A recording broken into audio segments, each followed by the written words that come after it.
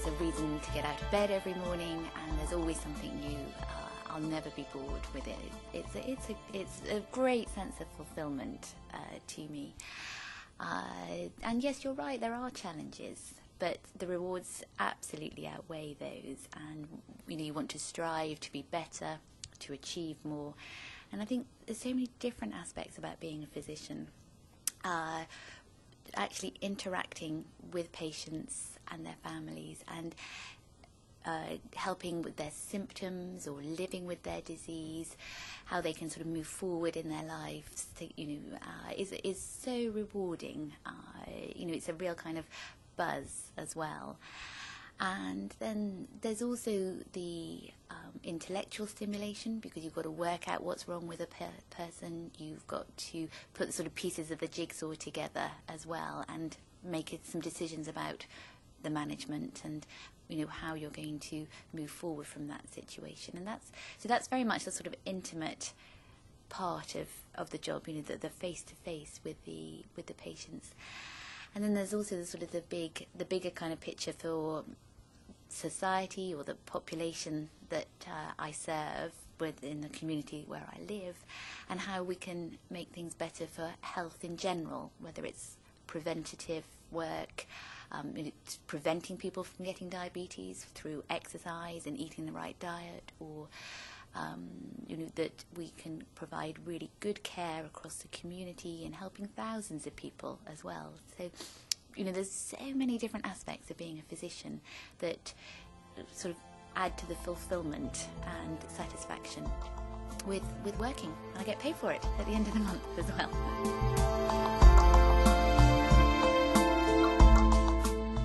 I love being in the world of diabetes. It touches so many aspects of a person's life.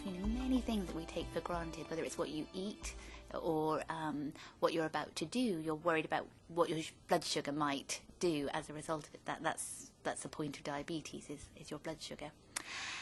And I have to say, one of the biggest buzzes that I get in my job is seeing women through a pregnancy. So they have diabetes, and we've got to manage their sugar levels all the way through the whole of the pregnancy to have a really good result at the end.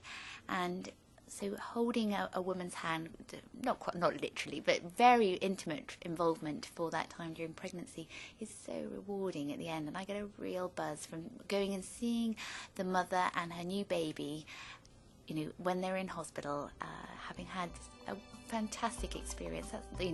That's what it's all about to me. That kind of, we've done it together.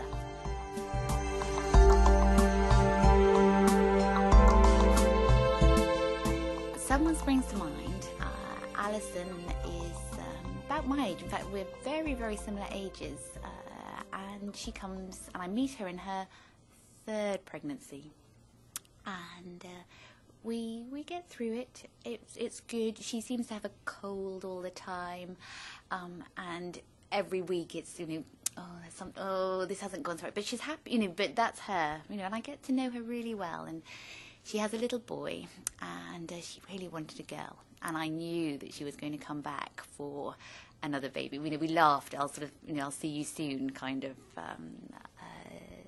outlook in life. And sure enough, she did get pregnant. Unfortunately, the fourth pregnancy wasn't successful.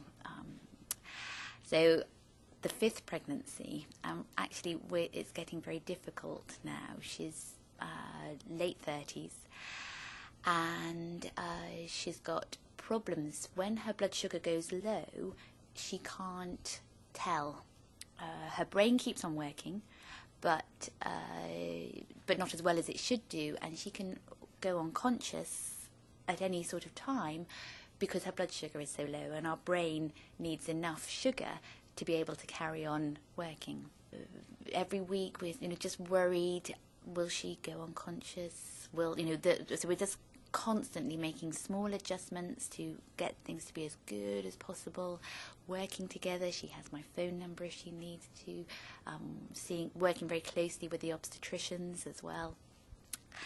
And the lovely end to the story is that at 38 weeks, she has a cesarean section and Katie is born, and it was just like a huge celebration. Everybody on the unit knew that this was going to be a very, very special baby coming, and it was just so rewarding to know that with all the extra effort that we had put in, we had kept Allison safe, we had kept her baby safe. She had had the best pregnancy she could. We always knew it was going to be a hard one, and it was the 5th pregnancy in a diabetic woman, which is a strain on a woman's body. But it went really, really well, and Katie's 3 now, and I have a little picture of her, and it's a very special moment to have got Allison through all of that, and I learned a lot from her.